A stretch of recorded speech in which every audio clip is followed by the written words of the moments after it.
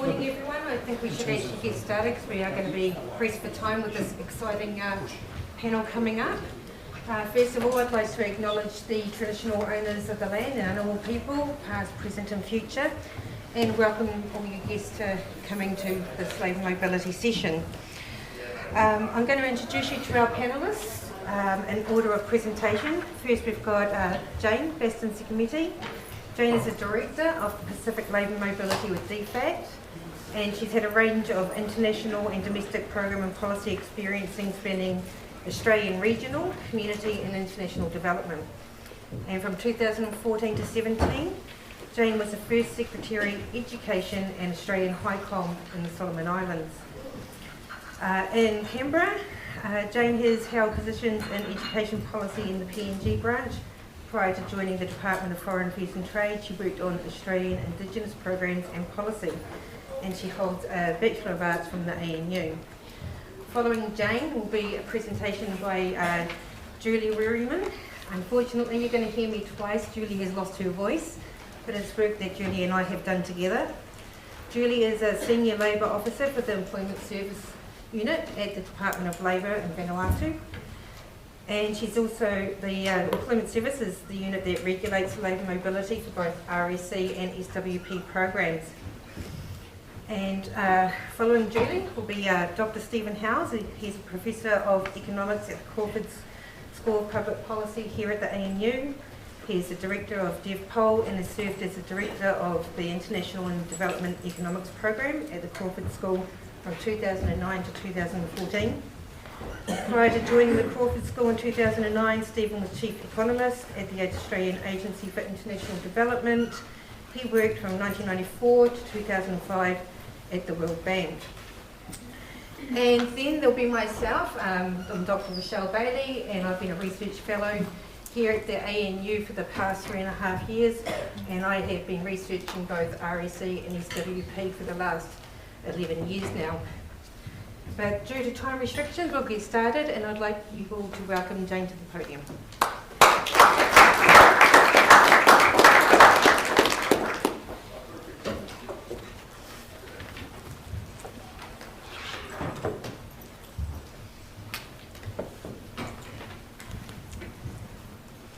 I'd also like to begin today by acknowledging the traditional custodians of the land that we meet on today, and pay my respects to elders past, present and emerging. I'd also like to extend my respect to all Aboriginal and Torres Strait Islander peoples here today, and acknowledge their continuing connection to Australia's lands and waters. Rochelle, thank you for the introduction. I'm very pleased to be here today. It's wonderful to be here with so many people from the Pacific and of the Pacific, and with people with a great interest and connection to the Pacific. As someone myself with a strong background and personal connection and with Pacific heritage, I'm really delighted to participate today.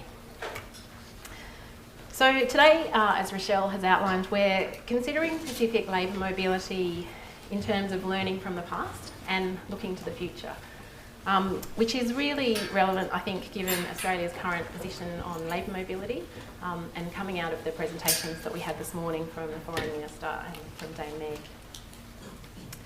So my contribution this morning will be to talk about Australia's increased support for labour mobility, and in particular to talk about the new Pacific Labour Scheme, the Pacific Labour Facility, and also the connection to the Australian Pacific Training Coalition, APTC3. So I think Julie and Rochelle and Stephen will no doubt have much more to share than me, I think, in terms of learnings and insights into both the past and the future in terms of labour mobility. However, I think the questions about what have we learnt from the past and what are our insights and how are we looking to the future in labour mobility are critical questions that we all need to be considering. So those of us who are government officials, both in Australia and the Pacific, researchers, academics, industry and business representatives who have a vested interest in labour mobility in Australia, and the community, both in Australia and in the Pacific. I think they're questions that we all need to keep considering. Also, I think it came out this morning, the idea of partnership and how we sort of engage in a closer dialogue, and I think that's also critical, because while we have elements of labour mobility that affect Australia and also the Pacific, I think we also need to be very mindful of the partnership and the connection. Today's discussion is a really important opportunity, I think, for all of us to come together, given the context and the time. So that's a bit of an outline. I think I've already gone through that, what I'll talk about today. I'll start by talking about what grounds Australia's support for labour mobility right now. So following on from the Minister's speech this morning, one of the highest priorities of the 2017 Foreign Policy White Paper is Australia's strong engagement in the Pacific. It commits us to engaging with the Pacific with intensity and ambition to deliver innovative policy and substantial investments in the region's development. So the White Paper sets out the importance of promoting economic cooperation and greater integration within the region and with Australia and New Zealand, as being vital to the economic prospects of the Pacific. So in that context, Australia has committed to work to improve opportunities for growth and jobs, and to strengthen the economic resilience of the region by increasing opportunities for labour mobility. So labour mobility really is central to Australia's economic cooperation with the Pacific. The approach will include focusing on investing in skills, which I'll come to in more detail later when I talk about APTC3 and the connections with the Pacific Labour Scheme, and helping Pacific countries capture potential in sectors relevant to economic growth, which I think goes to the nature of the way that we're viewing labour mobility as circular. So what happens in Australia is important, but also the development impacts in the Pacific is also important and part of the way that we're considering labour mobility.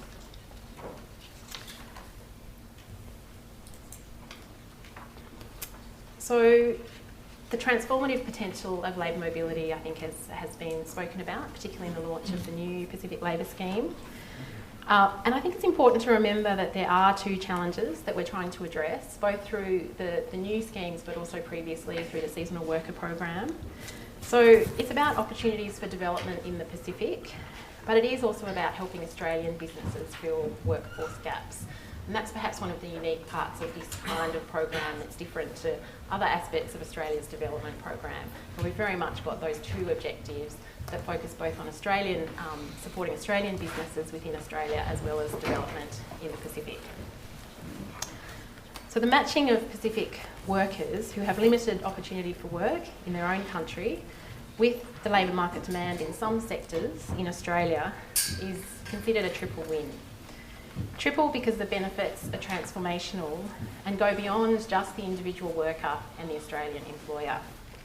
So families, communities and economies benefit from the increased income and skills. So the benefits are, there can be a catalytic effect, and hopefully Rochelle will talk about that, I think, a little bit later.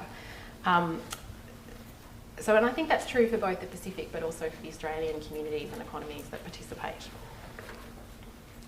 So in addition to the mutual benefit, I think the people-to-people links can't be underestimated. I know since being in this role, I've certainly heard many stories of the connections between Pacific workers and Australian employers and communities. I think that's another important part of the programs that we shouldn't underestimate. And I know myself from having lived and worked in the Pacific that the impact of professional and personal connections can really be quite remarkable. And I think for all of us in the region, a deeper personal understanding of our neighbours is highly valued. So in terms of Australia's labour mobility initiatives, we now have a number of labour mobility initiatives. Some of them will be familiar to you and some of them are newer. So currently we have the seasonal worker program and the Pacific Labour Scheme, both predated by pilot programs, and they also both include programs of support and services to support those programs. So both the seasonal worker program and the Pacific Labour Scheme include temporary entry visas, which are a critical component of the way that the programs and schemes work. But I can't emphasise enough that they include much more than the visas that enable work.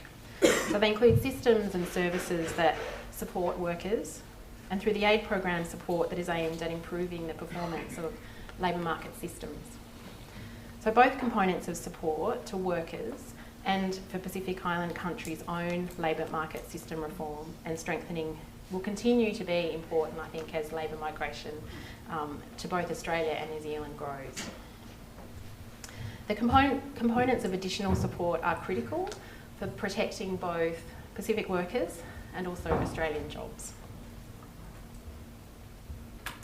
So now a bit of background on the seasonal worker program, and that program is probably known to many of you.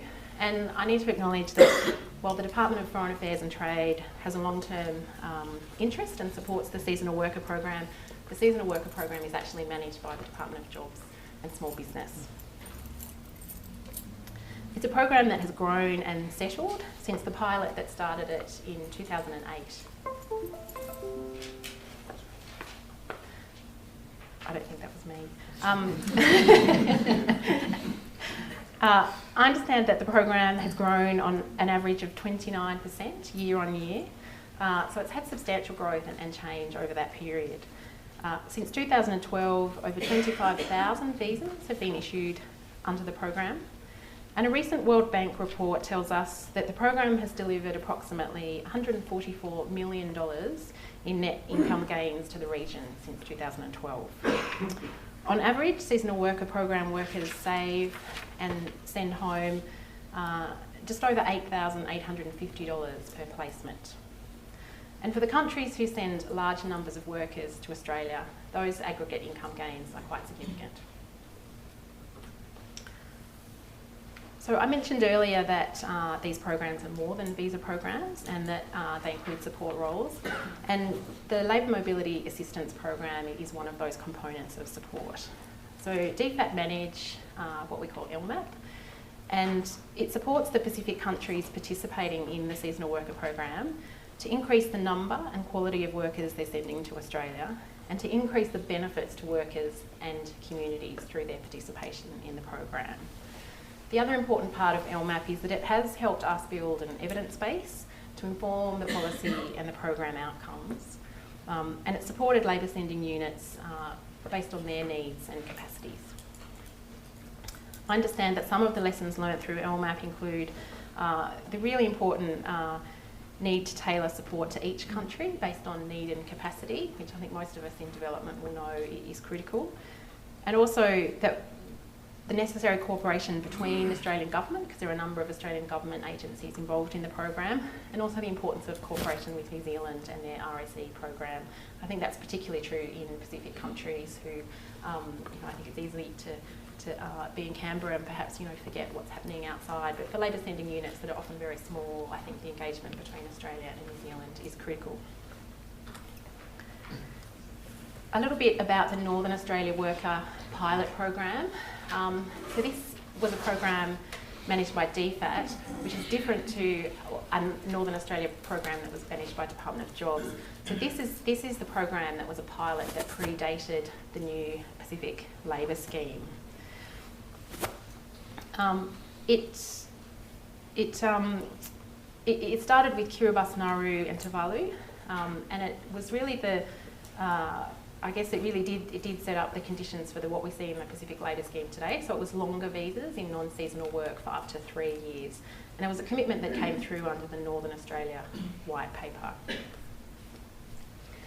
The Northern Australia Worker Pilot Program demonstrated success as a model for longer-term, non-seasonal temporary employment opportunities for Pacific workers, and especially women. I think particularly because of the sectors that it was working in, it was particularly valuable in terms of the higher participation rates of women under that program.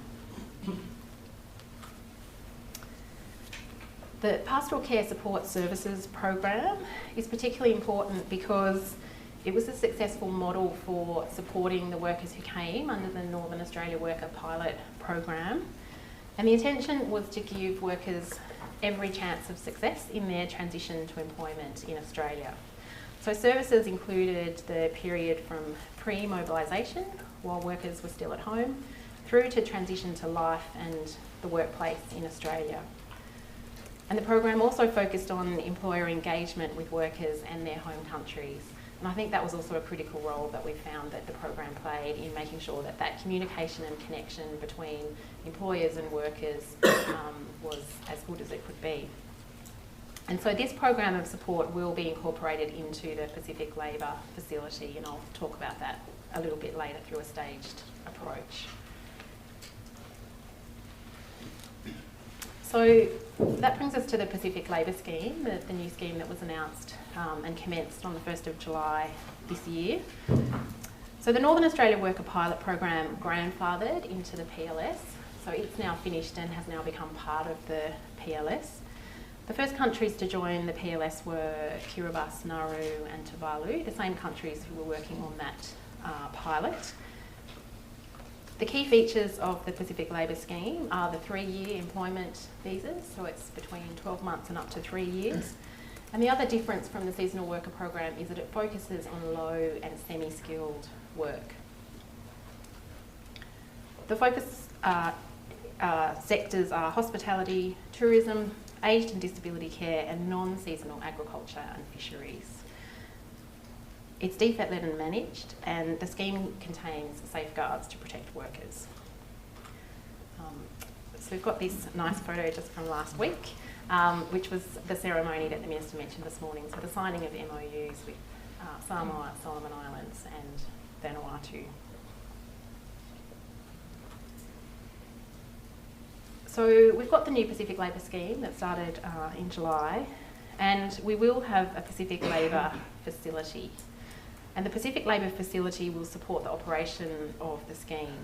So in terms of timing, the facility hasn't started yet, but we expect that it will start in October, following a consultative design process and competitive tender. So the design process has been finished and the tender is currently underway, and we expect the contracts will begin in October. So currently the Labour Mobility Assistance Program that's provided the Pacific side of support for the seasonal worker program and the pastoral care support that we've had for the Northern Australia Worker Pilot Program are both still operational, but their functions will both transfer to the facility when it begins in October. So the facility will connect Australian employers with Pacific workers and support the administration of the scheme. And it will also provide, as I've said, the support that LMAP was previously providing. So it'll provide targeted support to the seasonal worker program as well. The outcomes for the facility focus on what happens in Pacific countries, what's happening with Australian employers, and also they'll look to the regulation and management of circular labour mobility between Australia and the Pacific. The facility will also look to the social and economic impacts of circular labour mobility, which I think is an important commitment given that we are expanding our engagement in labour mobility. I think it's great that there's been a commitment up front to look to research and understand the social and economic impacts of labour mobility as we move forward. So there are a number of other programs, both Pacific regional programs and bilateral programs that the Australian Government already supports through our development program. And labour mobility can be strengthened by close engagement and collaboration with those programs. There's a number of programs that strengthen private sector growth, enable human development and strengthen governance. And it'll be really important that our programs work in cooperation with those programs. So the Australian Pacific Training Coalition, APTC3, is one such program that has a direct overlap with supporting labour mobility. So many of you will be familiar with the APTC, and it was established in 2007 as the Australian Pacific Technical College and is now transformed to the Australian Pacific Training Coalition, which better reflects the organisation's operations and the importance of local partnerships. The APTC is a success story, having delivered 12,000 graduates with Australian level qualifications across 5 Pacific campuses. And the APTC has been a flagship education and skills investment in the Pacific for Australia. The new phase will continue to deliver Australian standard qualifications to graduates, but it will include a greater focus on increasing opportunities for labour mobility for APTC graduates.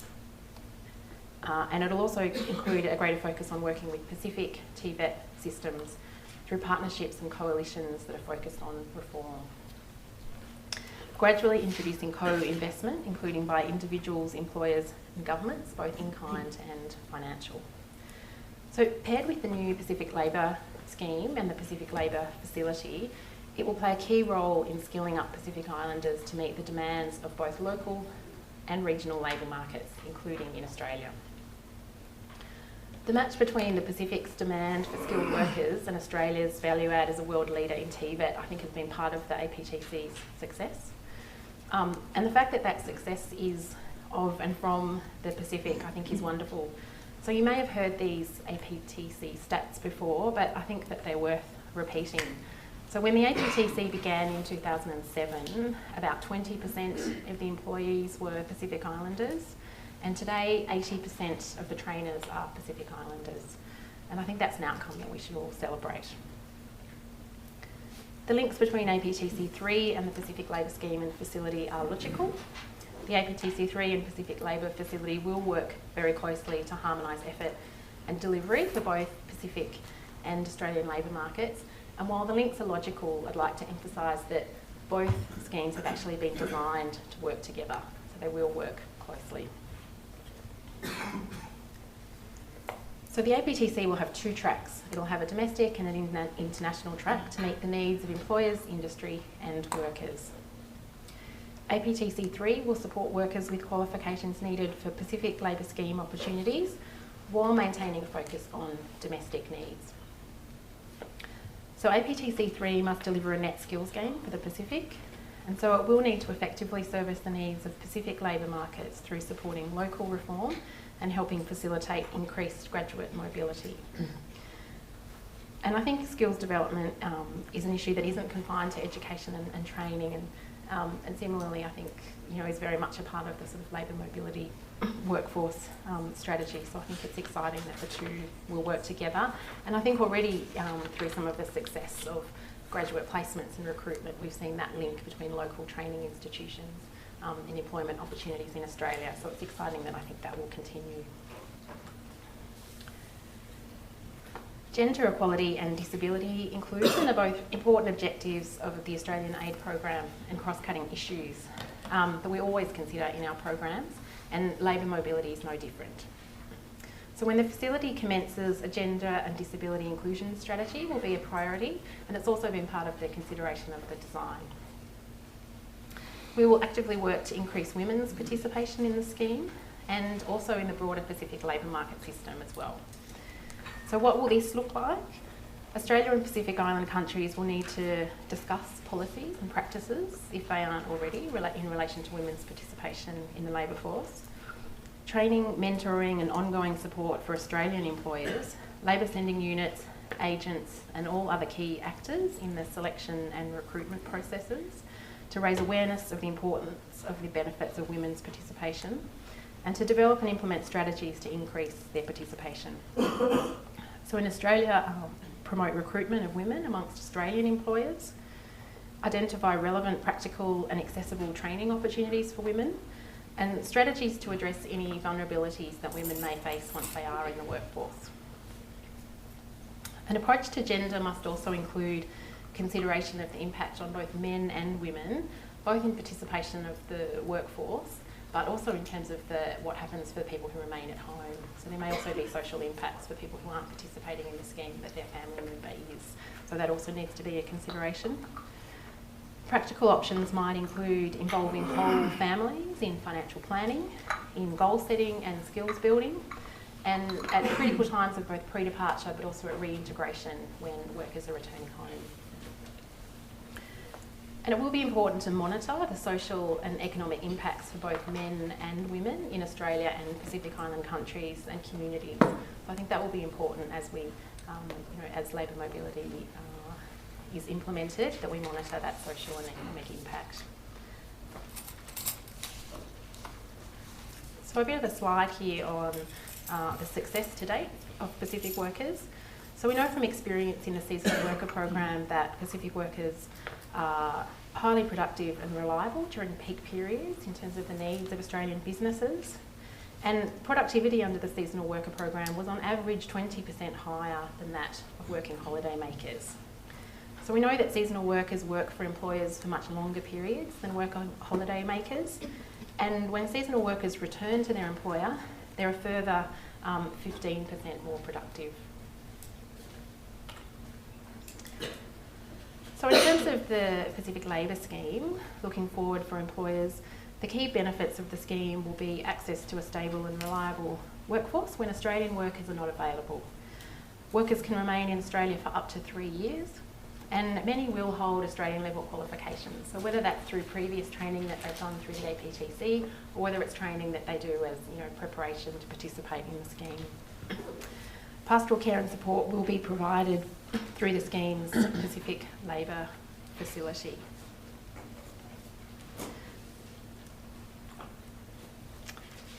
So in terms of employer responsibility, so approved employers who will participate in the scheme, they need to operate in rural or regional Australia.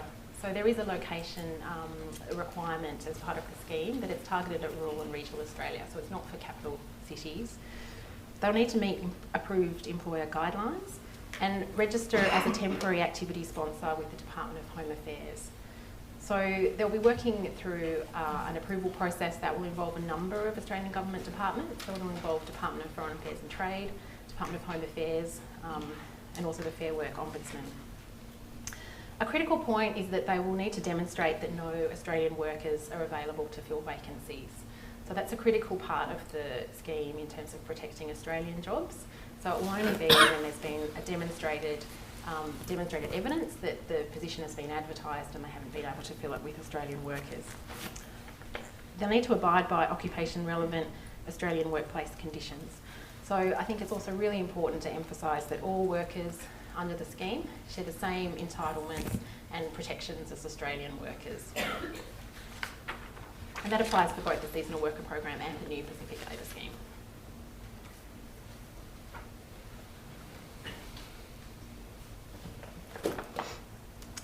So in terms of employee responsibilities, employees also need to abide by all Australian laws, including workplace legislation, and they will need to remain with a Pacific Labour Scheme approved employer for the duration of their visa.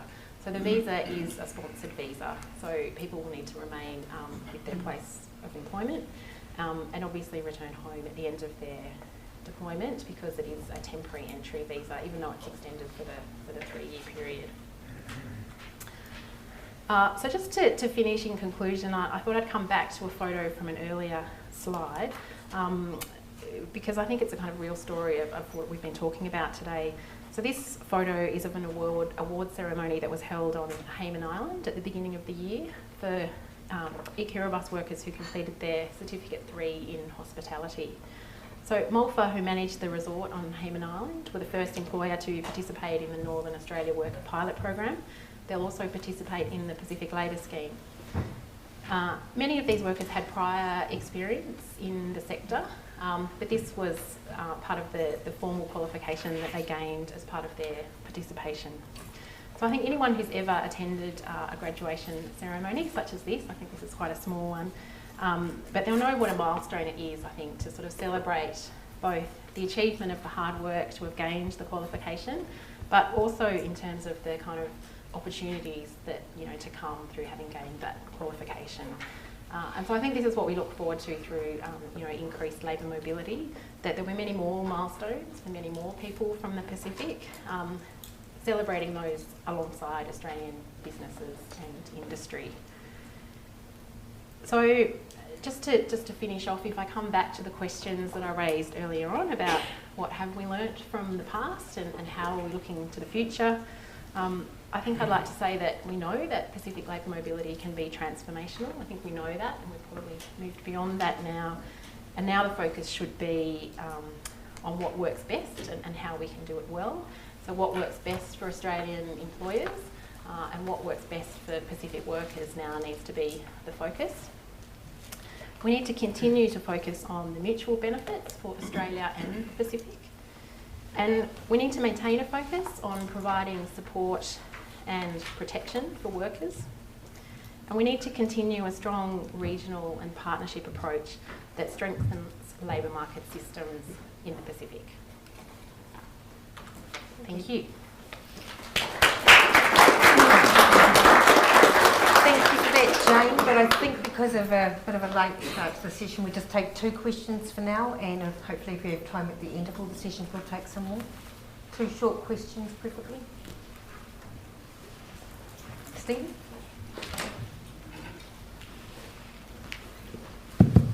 Yeah, just 2 very brief questions. Sorry, 1, 2.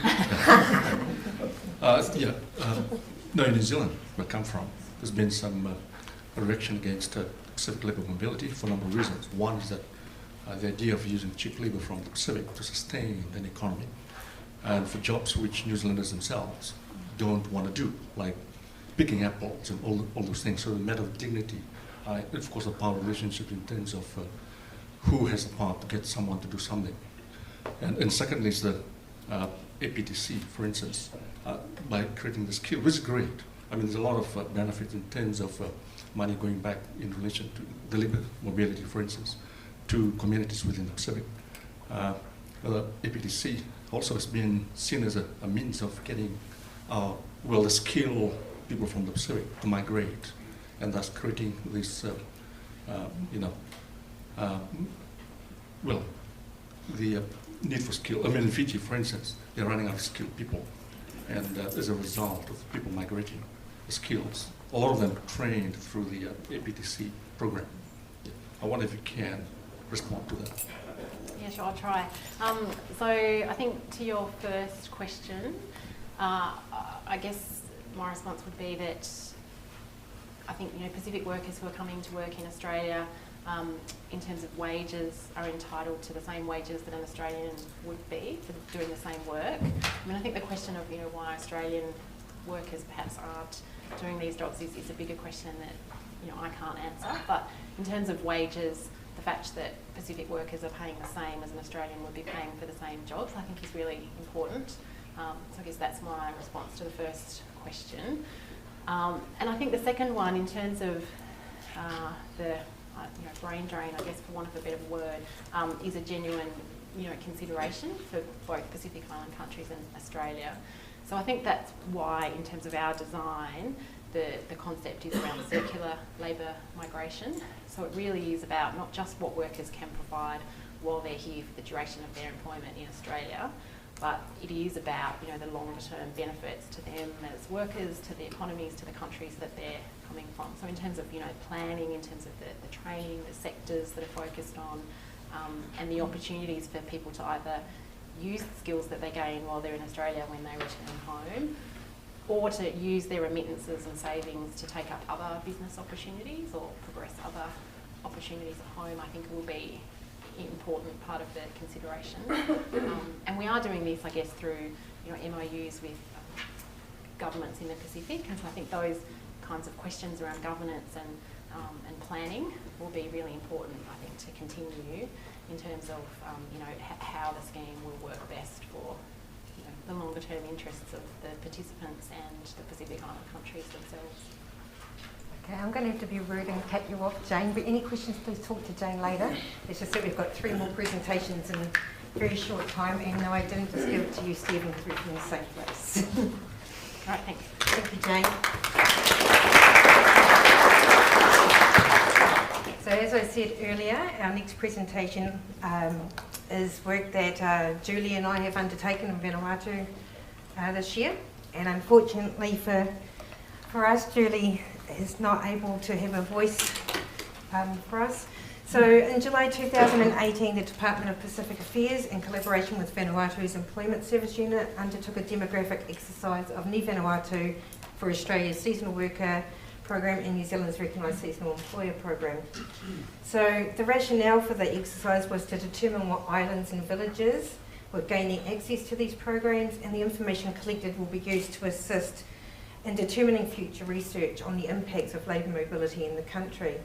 So some of the key research questions included where were the seasonal workers being recruited from, what areas were not being recruited from, and then using that information we were hoping that would help give us more ideas on research and looking into the challenges and opportunities for those communities that are actually missing out.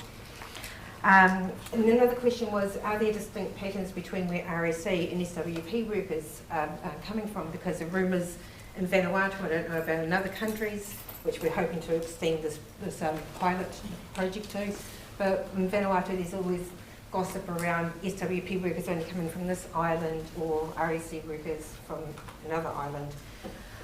Also in the I was going to look at the difference in ages. We noted that SWP workers are ages of who are those who are selected younger, and that's actually an employer preference.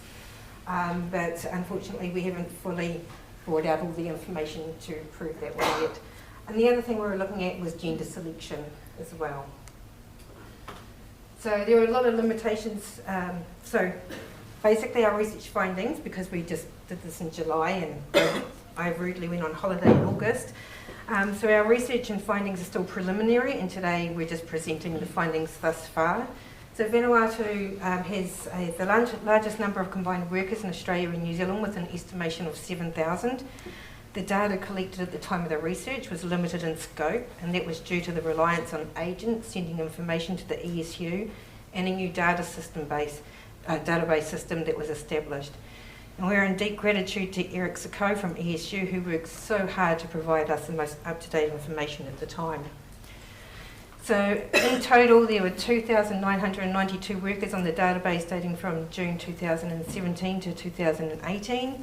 And given that is less than half of the total workers going to both these schemes, it did make the demographic exercise more difficult to determine in overall numbers. However, it's still useful for the ESU and also for providing us future research considerations, especially when we're examining villages and islands that aren't accessing these schemes. It also assists the ESU to address the constant rumours of unfairness and opportunities to access these labour mobility schemes, and it provides information for Vanuatu's new upcoming labour mobility policies and domestic practices that intend on addressing inequalities to access in RSE and SWP and other potential labour agreements in the future that our Internal Minister has been looking at. So there were limitations to consider in this type of research, many of which I haven't actually put all of them in here. For example, we've got workers that were entered in twice, and it's not a mistake because some of them come on short 3-month contracts. So we also had workers that have the same name. Quite often a relative has the same name as you, so we had to use passports to identify the different workers, and also some workers that may have worked in RSE and SWP, and there's a 1-year period. So passports were our main form of identifying those workers. The most challenging and probably limiting aspect of the research was categorising where workers lived and where workers lived and where they identified from. Workers consulted prior to undertaking this research would identify with their island they were born on and not necessarily their current residence or vice versa. However, there are distinguished columns for current residents and their home islands on the database system, but that wasn't necessarily utilised by all recruitment agents. Therefore, often workers' villages and islands weren't recorded. So, as Table 1 shows, 19.5% of the sample had actually not recorded any village, and 5% didn't even record an island. The percentage of non-recording is actually higher with SWP workers, who are recruited primarily by the preferred private sector agent model, whereas RSE worker selection is a mixture of that and direct recruitment by employers. Original organisation frameworks of the two labour schemes determine the recruitment models that are used in Vanuatu, and that's discussed in an upcoming report. Further investigation is required to understand why village and island information is not recorded, and the considerably higher level of SWP workers and agents not providing this information.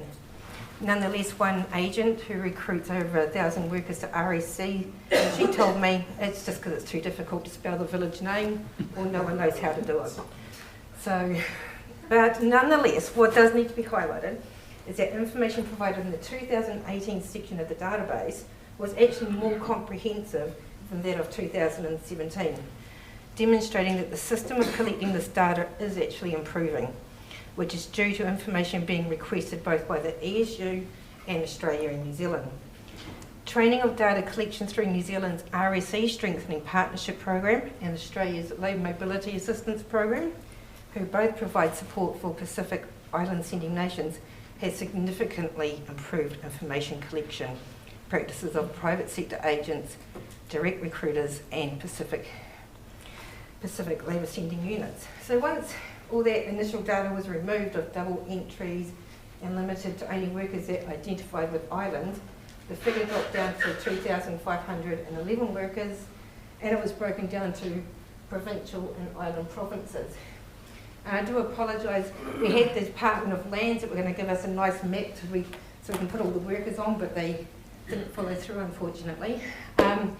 So we've got 6 provinces in Vanuatu, and on this column here is the percentage of the population that are sending workers. So an unexpected discovery was the number of workers that were being sent from the smallest and most distinct area of the Torba province. So that's right at the top, up there, who send the largest number of workers per head of population statistics. But in terms of numbers, the numbers of workers sent from islands, the top 5 in order. Largest numbers are Awhate, which is a capital city, 442, Tana 388, Santo 269, Malakula 237 and Ambrim 165. And those numbers aren't surprising given that Tana and Ambrim were part of the World Bank pilot project in New Zealand 2006. Per head of population, the 5 top 5 sending islands are Muriulava at 13.7%, Tongawa, which is 9.6%, and Moso and Pali Islands 6.3%, and Motolava 5%. So with the exception of Motolava, those islands have a population of less than 1,000. Sorry, that was all the islands, it wasn't meant to be there. Okay, so we looked at gender statistics for islands sending more than 15 women, because quite often we have a lot of islands in Vanuatu, so there's a lot of islands sending. So we chose it for anyone over 15.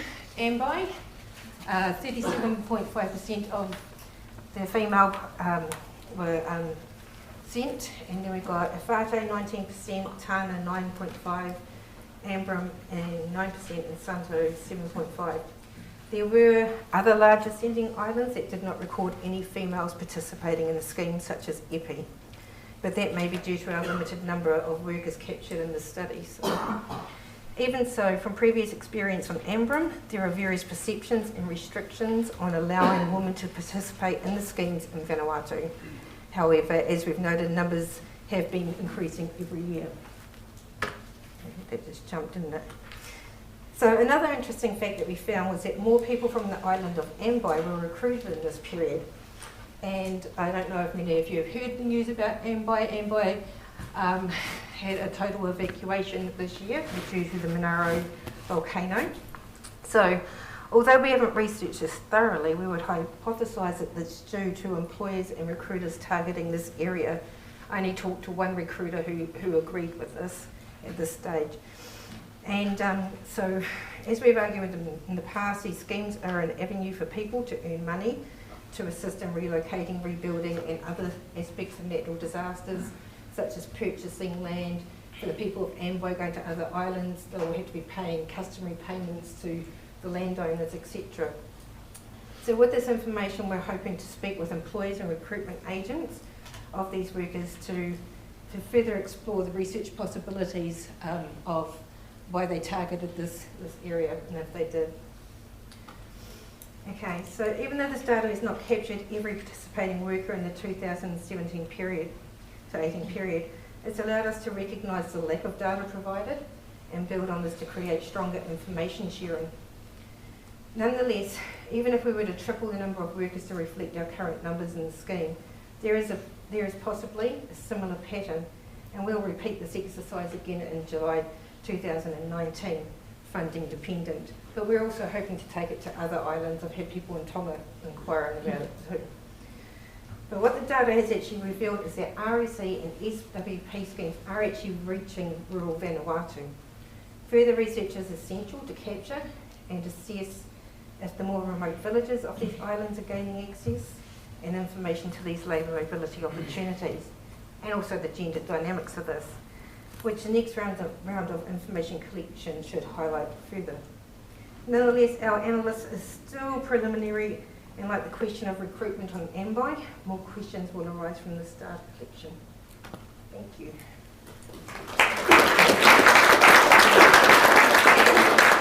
I'll take one question and then lead into Stephen because we are really running short for time with the late start. Any questions?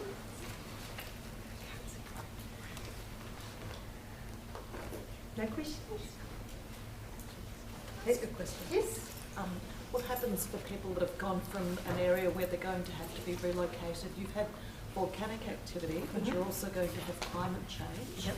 That's going to you're going to have climate change that's going to mean that populations will have to shift. So what's going to happen in that situation in terms of people wanting to relocate and potentially relocate to Australia, for example? Okay. So I haven't been looking at in terms of relocating to Australia, and none of my seasonal workers are even participating.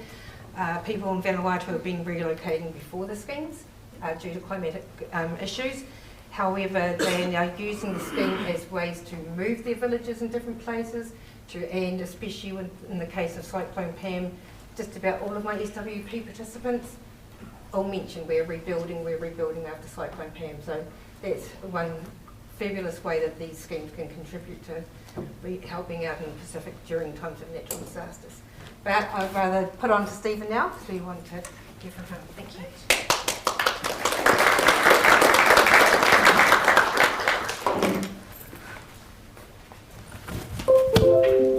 Just one sec.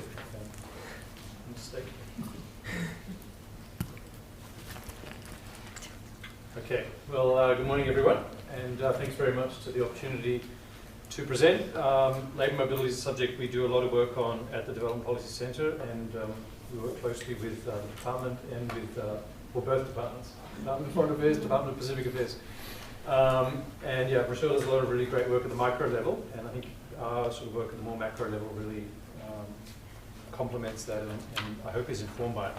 So this is some work I've been doing with Richard Curtin, and actually Richard was actually going to present this, but he's in Vanuatu doing some work on labour mobility, so I'm presenting it today. And what we're interested in are these objectives. One, just to understand how Pacific Island countries govern their participation in the seasonal worker program in RSE, because while they are mainly private sector driven programs, there is an inescapable role for government, and every government has rules around the scheme. So how do those rules differ?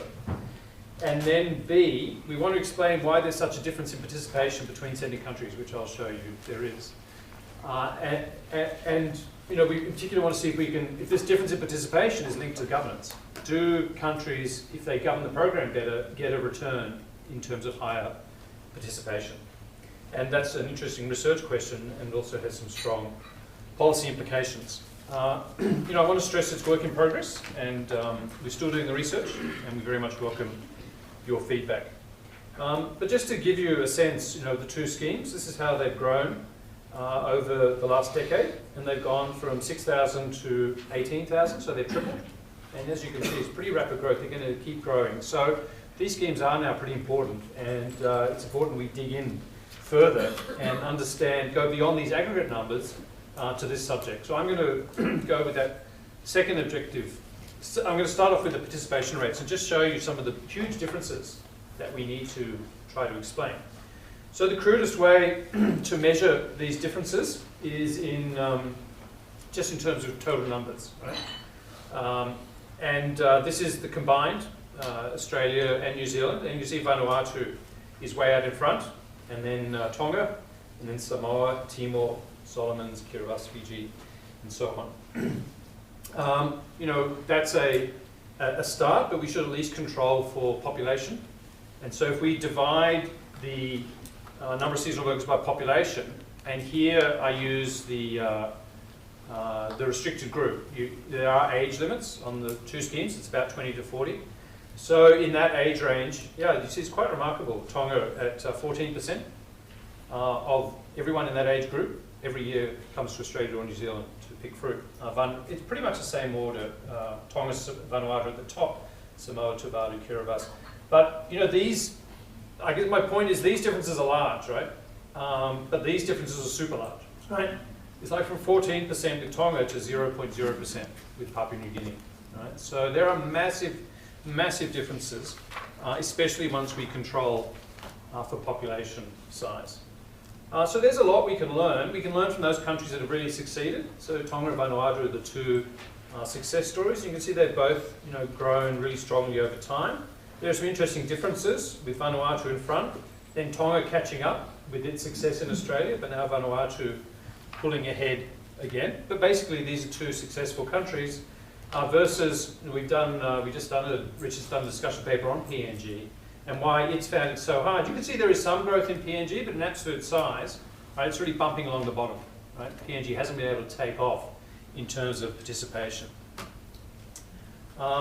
But we can also learn from differences within the smaller countries, and some of them have done much better than others. And you can see from this is just the seasonal worker program, but look at Timor-Leste, right? That's really seems to be taking off now, and it's taken third place in the seasonal worker program, getting ahead of Samoa. It's also of interest to compare Australia versus New Zealand. Why does Samoa send so many more workers to New Zealand than Australia? And so does Solomon Islands. What's going on there? So there's a lot to explain, and we can only make a start. What are the sort of factors that might explain these differences? We're going to focus on sending country governance, but that's only one factor. What are the broader range of factors that might explain these differences? So obviously one is other employment opportunities at home and abroad. So one reason people say Nauru hasn't participated more is that they're pretty much at full employment. With the processing centre there, why would you then go overseas? Likewise, the compact countries, although they're eligible for the seasonal worker program, they can already go to the United States, right? Why would they bother coming to Australia? Then relative distance and expense and the structure of the economy. People talk about Kiribati being disadvantaged by its distance, therefore the expense, and also by not having a strong agricultural sector. Broader internal challenges, when we're thinking of PNG, even if PNG had first-rate sending country governance, it's also an expensive place in which to do business, and it's sometimes a violent place, so a difficult place to recruit, so you can't totally isolate these schemes from the broader economy. Then we have diaspora and other first mover advantages. So if you get in first, you're definitely going to get an advantage. I just want to spend a minute on that because it is important, but I also want to make the point it's like history is not destiny. So if we look at New Zealand, you do get, in fact, that message, well, history is destiny.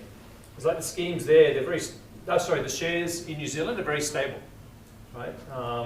Vanuatu for the last 6 years, around 46%, Tonga around a quarter, slightly down, and Samoa just under 20%. That makes it look like it's very hard for other countries to break in. But if you look at Australia, you get a totally different story. Right? And you see that 6 years ago, the scheme was very much dominated by Tonga. Tonga sent 80% of the workers, but that share is now down to 33%. And a large chunk of that has gone to Vanuatu. So Vanuatu, despite Tonga having that first mover advantage, hasn't been able to sustain it. And particular Vanuatu, but also other smaller countries have been able to take up the slack and fill the expansion. So I just want to make that point that first mover advantages matter, but they're not everything. Likewise, there's no doubt late joining disadvantage also matters. So Fiji, has been disadvantaged because it was only allowed into the scheme fairly recently. And finally, there's worker performance. That's a sensitive issue. I'm not going to rate countries. I know employers do. But I think, we could definitely say that Tonga has recently got a reputation for having a problem with workers absconding in Australia. And that has meant workers from Tonga aren't growing, whereas employers are turning to Vanuatu. So these are a range of factors. Sure, they're all important, but what we want to argue is that sending country governance is one of the factors that's also important in determining participation. It's probably the one factor that is most under a government's control, right? The others are very hard for them to deal with. And also might lie behind this, in particular, worker performance. So let me now go to the second part of the presentation, what are the differences? This is just to start off descriptively and then try and link those differences to participation. So this is where we've done the research, and here we've done, Richard's done country studies, 5. It sounds impressive, but we haven't done the 2 big ones, right, of Vanuatu and Tonga. But Richard is in Vanuatu today, so we're trying to complete the list. And we've also had lots of discussions with employers and other stakeholders. So what do we mean by labour mobility governance? It's all the arrangements around the actual work, right? It's the structures put in place around the work. And there are different ways you can cut it up, but one way we've thought is recruitment, clearance, and everything else. So recruitment, you need the employer to select the employee, right? Without that, there's no work. But then you also need clearance, right? The government has, the sending country government also has to clear workers. There are these official MOUs with Australia, so the government can't have, even if it wants to, it can't be completely hands-off when it comes to the selection process. And then there's a whole range of things which are the scheme can happen without them, so they're not mandatory, unlike the first 2, but they're things that governments tend to get involved with, and for good reason. So promotion, you want people to know that your country can provide workers. And then all sorts of facilitation, from pre-departure briefing, to helping with visas in Australia, pastoral care, and then problem shooting, when problems crop up, either in Australia or in New Zealand, I should say. So governance doesn't mean government, right? A lot of these roles are done by the private sector. Governance means the arrangements around the actual work. All right, so we'll just go through these 3, and mainly on recruitment, because I think that's the most important. So all countries maintain a work-ready pool from which employers can recruit workers. But most countries allow employers and or agents to recruit workers directly from outside the work-ready pool, right? So the work-ready pool is not compulsory. The exceptions to this are Timor-Leste and PNG, where it's strongly discouraged, right? So you really have to go through that pool. Kiribati and Samoa allow employer-agent recruitment, but prefer that some employers use the work-ready pool. Other countries let the employer choose. And when I say choose, some countries allow agents, who are domestic intermediaries, Kiribati, Solomon Islands and Vanuatu, as well as employer-direct recruitment, where the employer goes to the country themselves to recruit. But some countries allow direct recruitment, but not agents, in particular Fiji and Tonga. So I think one thing we can say straight away is that those countries that give a work-ready pool a monopoly position do worse, right? You don't want to set up a monopoly with a work-ready pool. And if we look at PNG and Timor, even though Timor succeeded, it's still very small compared to Vanuatu and Tonga. And I've just put up these 2 quotes. I mean, just to show you, PNG is really funneling everyone through that work-ready pool, and whereas Tonga is, much more relaxed about how the employer wants to go about it. And, this makes sense. This is a finding that is sort of intuitive, right? You don't want to set up a monopoly. The government may not run the work-ready pool efficiently. And if we look at why Timor's done better than PNG, the work-ready pool in PNG just hasn't been run very efficiently. It's difficult for the employer to contact the people in charge of the work-ready pool. It hasn't been set up well. But we know monopolies lead to corruption. You start to get bribes to have to join the pool, so you want to give workers alternative avenues. But also this very important thing, employers want workers they can trust. Right? They're taking them out for 6 months, they're incurring lots of costs. If things go wrong, it's even more costly. So they want employers they can trust, and that means they either want return workers or they want people recommended by return workers, right? Because a friend of a friend is a friend, kind of thing. So if you have to always go back to the work-ready pool, okay, you can use return workers, but one thing, people drop out over time. They don't come back year after year. Plus you may expand, right? So you can't simply rely on the return workers. Then you want to rely on the friends of the return workers, the people recommended by return workers. But if they have to get to the work-ready pool, well, they may not be able to, right? So you're not allowing that advantage of trust to develop. That said, the work-ready pool is still important because it's where you start. And some of our findings are don't fill up the work-ready pool from urban settlements, especially if it's horticultural. And also, Fiji's been using community selection to select those initial workers in the work-ready pool. It seems to have worked well. I'm going to skip over a few things. especially about the return worker phenomenon, which I'm happy to take questions about. I'm running out of time. Just to go into clearance, as I said, you can't get rid of the government function. The Australian government requires police checks, health checks. Governments have to do this or delegate it, but then they have to sign off on it. And it has to be administered efficiently. And I think it's a tribute to Vanuatu that they seem to have got these tasks down, and they're trusted by employers to do them promptly. Finally, on promotion and facilitation, I think one reason for Timor's growth, it has given a lot of attention to this issue. It's it was the first country to have an in-country Australia labour attaché. Tonga now has one as well. But in general, our advice to Pacific countries is to invest in the scheme in Australia and in New Zealand for those promotion and facilitation roles. Agents can also play a role in promotion, but this can be counterproductive. So one thing you might have heard from Vanuatu, Vanuatu has allowed agents, but recently it's sort of liberalised the number of agents and now has more than 90 agents. So twice as many agents as improved employers. And in fact, this number's further increased, I'm told. And you commonly now hear from employers, we're always hearing from Vanuatu agents trying to sell us workers.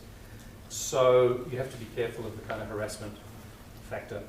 And the last point we'd make is that promotion can't be seen as external to your performance. The best way to promote the scheme is to have a good track record. These are the conclusions. Pacific Island participation in the two schemes varies enormously across sending countries. Sending country labour mobility governance arrangements are by no means the only factor, but they do seem to be an important explanatory factor for participation. I think there's no single model, right? Like this is a template for success, but countries can learn from each other. And one of the promising features we see in the debate is countries that have missed out, like PNG, are starting to debate, well, why haven't we got more workers? What do we need to do that other countries can do? And since I'm out of time, I'll go over the... Am I out of time? Yes, I'm out of time. So I won't go over the policy recommendations. I'll just leave you with these two sort of broad messages. We distinguish between governance in the broad sense and governance in the narrow sense. So governance in the broad sense is the structure of the scheme. And that really matters, obviously. And our key message here is that governments need to provide scope for trusted intermediaries to emerge. So it's somehow finding a balance between forcing everyone through the work ready pool, that doesn't allow trusted intermediaries, and on the other extreme, complete liberalisation, where anyone can set up as an agent, where you have the risk of sort of one-shot games and exploitation in the short term. So having somewhere in the middle, a kind of regulated market seems to be the balance that you need to strike. And then governance in the narrow sense is also important. This is just how well the government does its role of administering the scheme, right? As against the broader governance arrangements. And the key message here is that efficient administration, but also high-level political leadership is critical for success. I'm happy to talk more about specific recommendations and further research questions, but I will leave it here, and I'll just say that if you're interested in labour mobility, look out for our blog, devpolicy.org, and sign up for our monthly Pacific Labour Mobility newsletter. Thank you.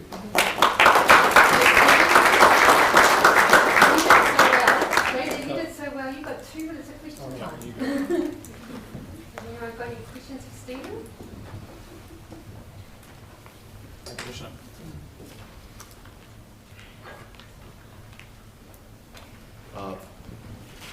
Thank you. Thank you, Sakios from the PNG High Commission.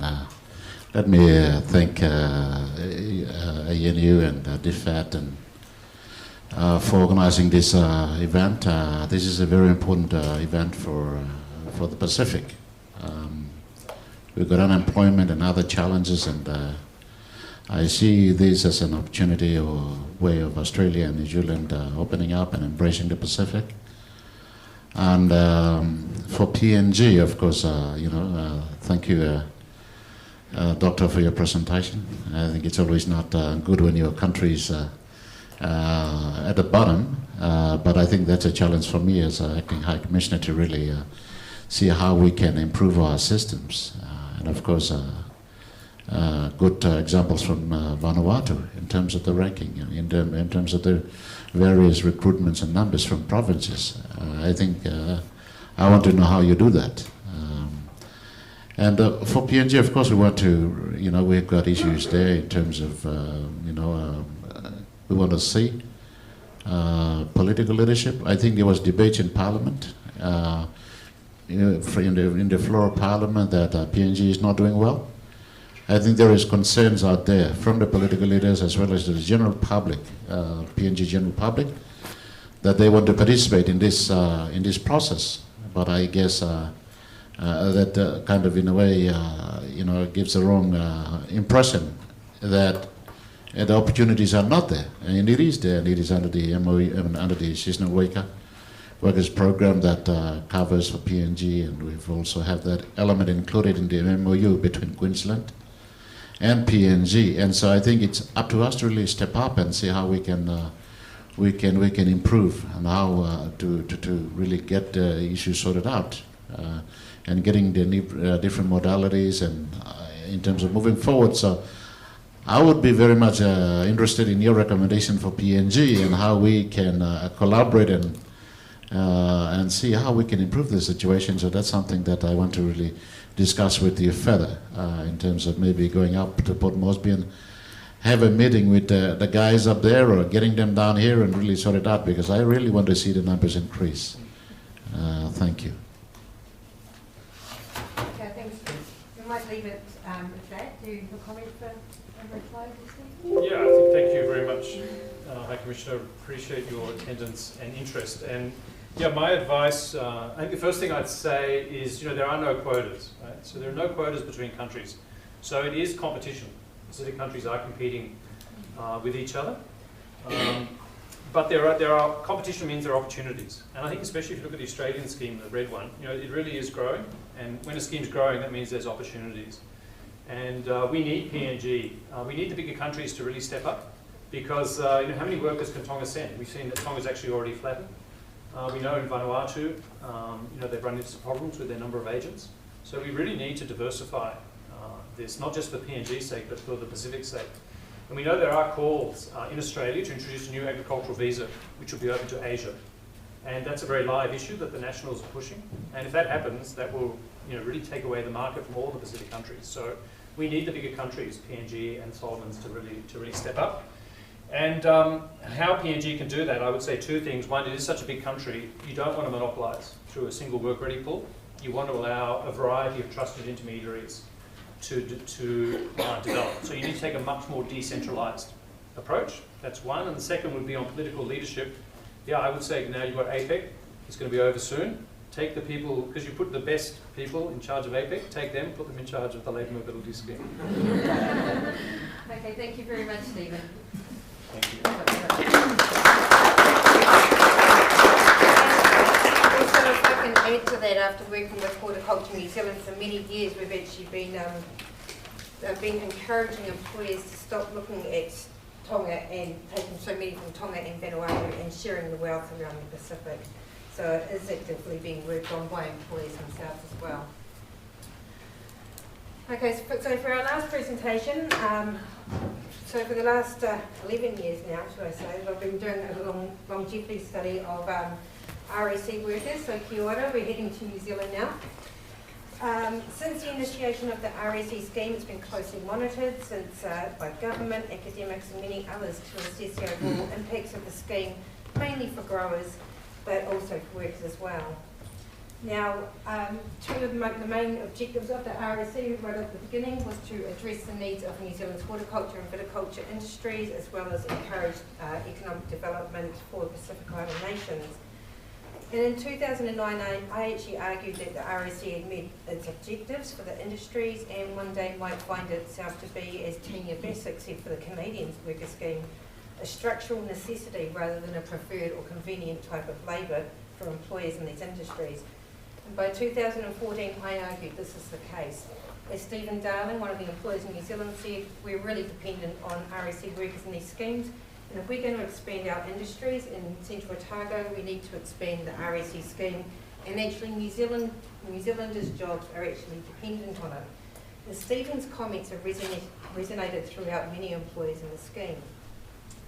In regards to development for Vanuatu, there are many different levels that can be analysed, how the RSE has impacted national economies, community development and individual households, which is actually a term I'm not comfortable with in Vanuatu.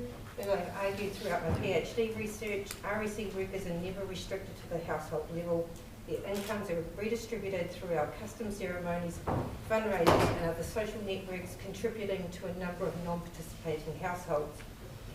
Given that development itself is a loaded and ambiguous term, I actually prefer the term self-development, where workers and their families express what they term as development, and that's not necessarily the prescribed objectives that labour mobility stakeholders, both in New Zealand and Australia, advocate for. For example, like creating new businesses. As Dame Meek mentioned earlier, there's the imported ideas of development.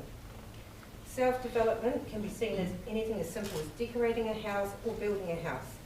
Actually, if a survey was to be conducted on all workers, you will find the two most important factors have been building a house or paying for education.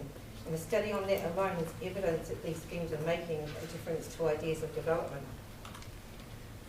So some of the most significant changes, of course, in New Zealand, 2007 we started with 5,000. We're now over 11,000. But the most significant was the joint ATR, which enables RSE-approved employers to share workers throughout their period of visas. And prior to this change, when employers could not provide work for RSEs, they could not place them elsewhere.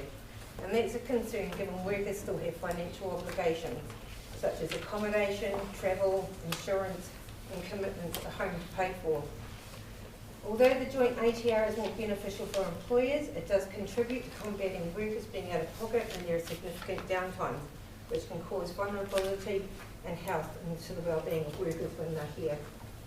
So joint ATRs increase the numbers of RSE workers, providing smaller businesses the opportunity to participate in RSE.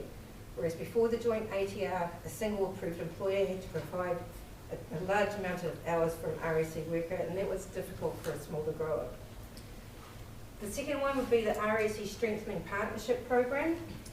So it's been instrumental in building and strengthening relationships with Pacific labour sending countries, and it's also undergone its own evaluations. And the most recent said that not only does it strengthen Pacific Island countries' capacity to administer the RSE and wider labour exports, it scopes in-country opportunities for horticulture skills demand, it improves PIC process for wider export, it's assessing the impacts of the RSE in the Pacific and facilitating opportunities for labour mobility in the fisheries and temporary trades. By looking at these objectives, it's clear that SPP is constantly reflecting on the needs of the Pacific and future employment opportunities in New Zealand. And from personal conversations with Pacific Labour Sending Unit representatives, they have noted the value of SPP and highlighted the positive results that have come from this initiative. Furthermore, the SPP team have also got good relationships with New Zealand employers, improving links between employers and government and employers and Pacific Labour Sending governments, which is essential.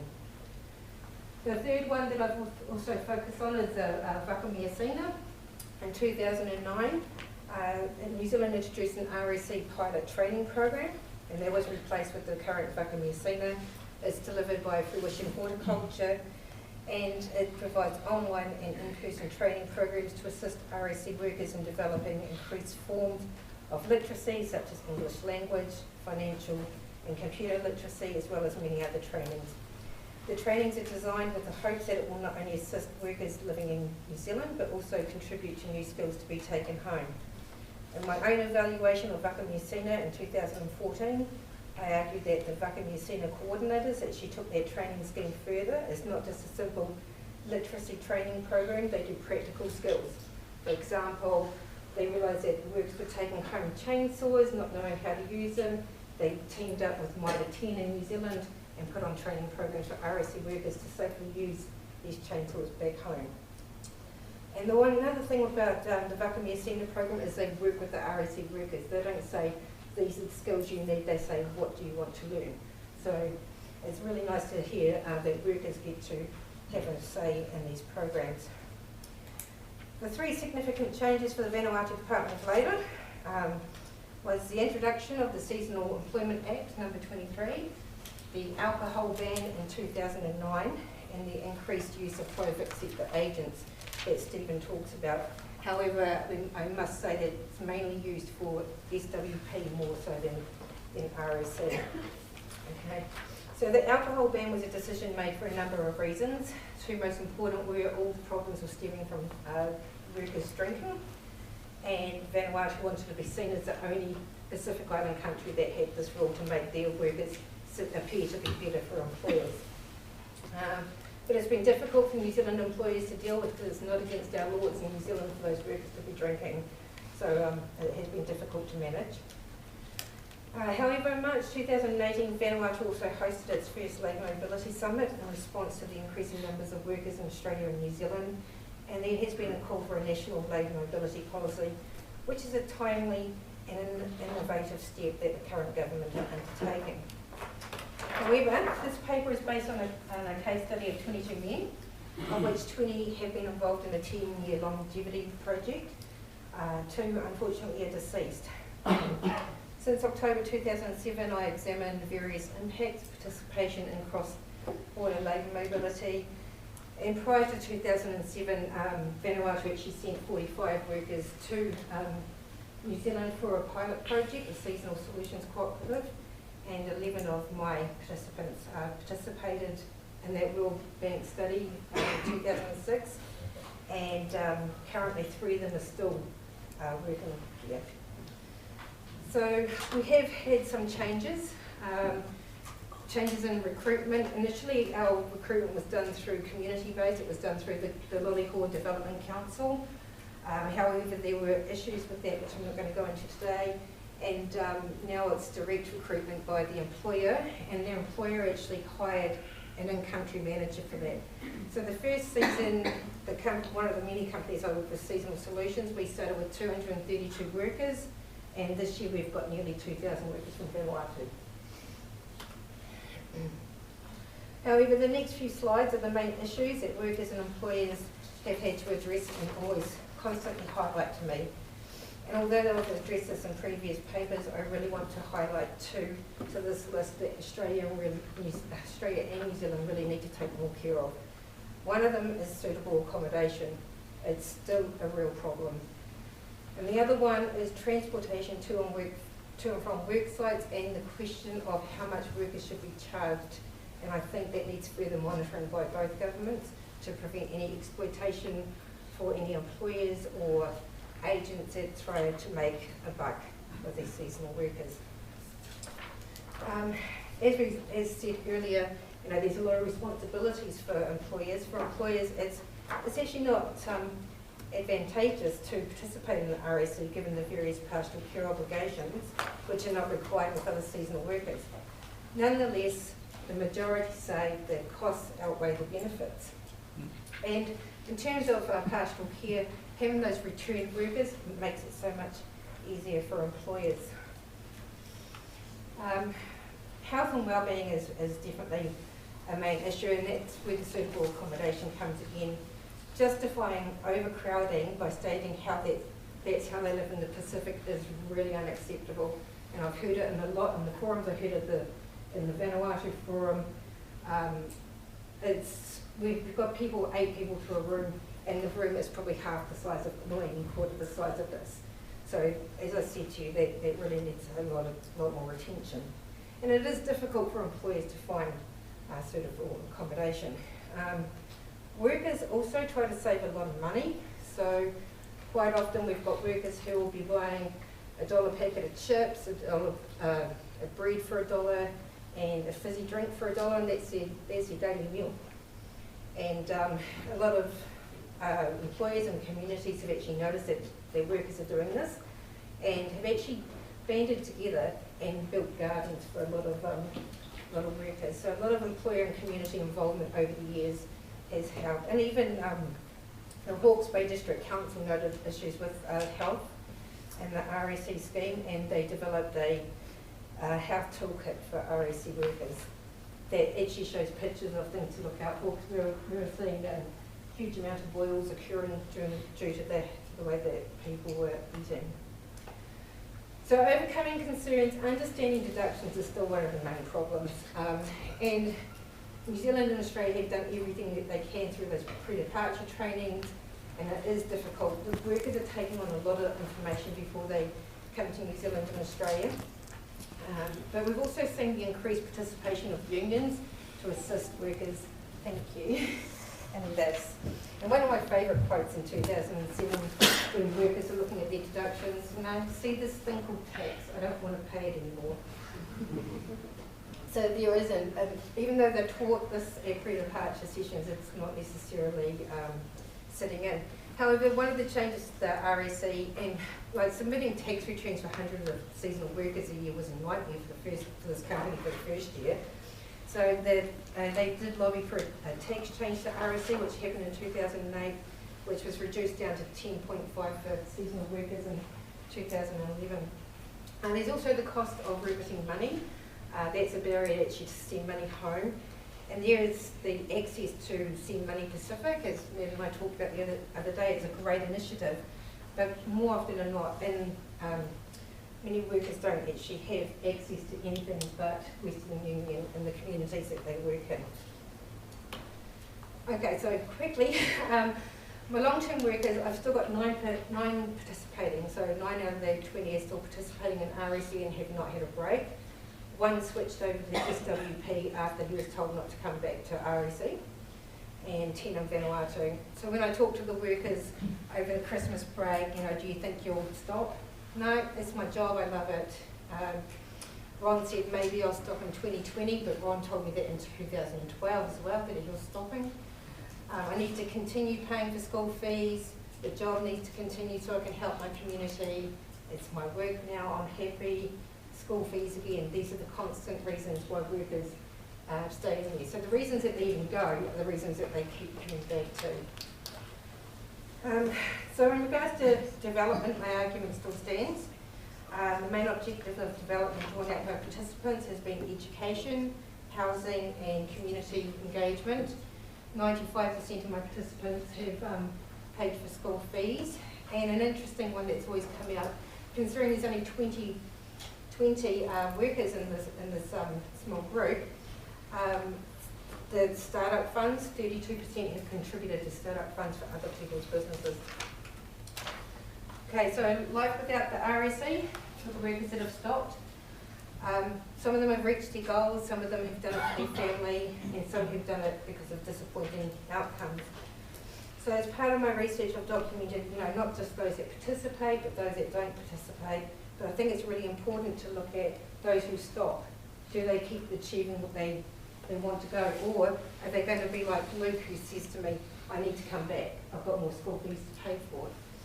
And also being blacklisted is another reason for not coming back. 5 of my workers have been blacklisted for drinking alcohol. For Vanuatu in total, there's 106 on the ban list and 1,300 on the standing and down list. And as I said, an issue that's happening now is workers are actually jumping from one scheme to another because they're not necessarily being reported when they've been asked not to come back.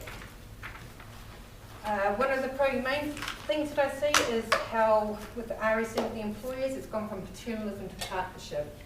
And as one of the employers said at a community meeting in Ambrym, this is a partnership between our company and your communities.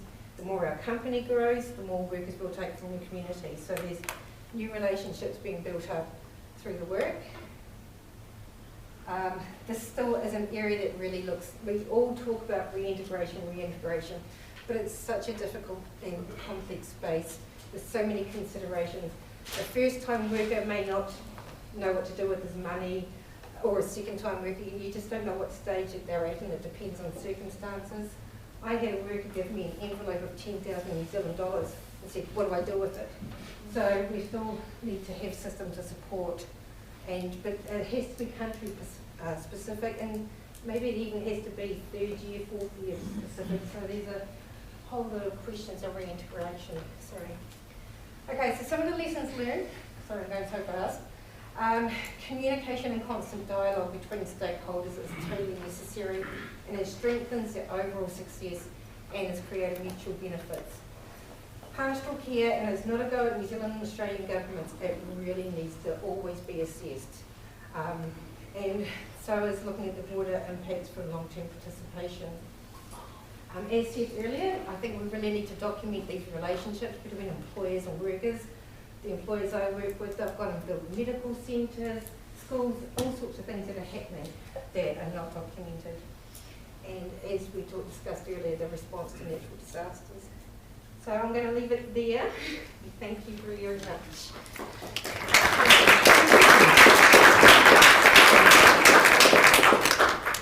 We have time for 2 questions. I've been presenting them, right? I'm going to leave this. Any questions?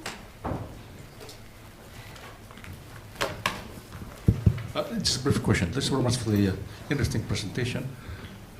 In the process of selection and over the years, it's linked to Stephen's presentation earlier in relation to the different countries. There's a competition there between countries and employers and agents and so forth. So in terms of the country profiling and how employers and countries themselves have profiled countries in terms of efficiency, the kind of subtle, if you like, subtle biases which may impact on how they choose. How does it come into play? That is exactly what's happening. Is employers set themselves up with a particular community, and they usually stick with that community because they build relationships with that community. However, as I said, the employer that I do work with is very large, and as from about 3 RSC conferences ago, when they were told to look elsewhere, it is actually happening. Employers are actually looking to other countries and other communities. So even though it can be an advantage, it could be a disadvantage if an employer gets into trouble with a community. We have had an example of where an employer ignored a community leader when it came to recruitment, and then the community leader wouldn't even take anyone from his community. Anyone else before we wrap it up? No other questions? One more. Sorry, and it may be a question that actually links back into Jane too. The importance of that ability for employer or for a person to be able to move from one employer to another is a characteristic of the RSC, but isn't currently in the Australian. How vital was that? And is there any thought about that in the Australian scheme? Any lessons from that? I think it's, for me, I think it's completely vital, and that's why I push for it, but I can't answer for the Australian government. I think there's some arrangements that do occur though, but I can't answer. Actually, even jobs might be able to answer that. Yeah, sorry. Hi, I'm Doug from Department of Jobs and Small Business. So we do allow it in exceptional circumstances. And generally if, for example, there's like a natural disaster it may completely wipe out an area, and employers are willing to voluntarily release those workers to have them be hosted by another employer. The work is quite considerable in those types of circumstances, so we do do it on a very, very rare basis. So instead what we do is we encourage approved employers to use what we call contingency planning, which is to ensure that there's an ongoing amount of work even during downtimes in the season. So an employer is required to outline who else they may be able to approach in the region or in the state to supply work to workers, but they will still maintain oversight as the employer and maintain the pay arrangements and ensure the workers' pastoral care is being looked after. Okay, can I just get everyone to do their gratitude for my panellists, please?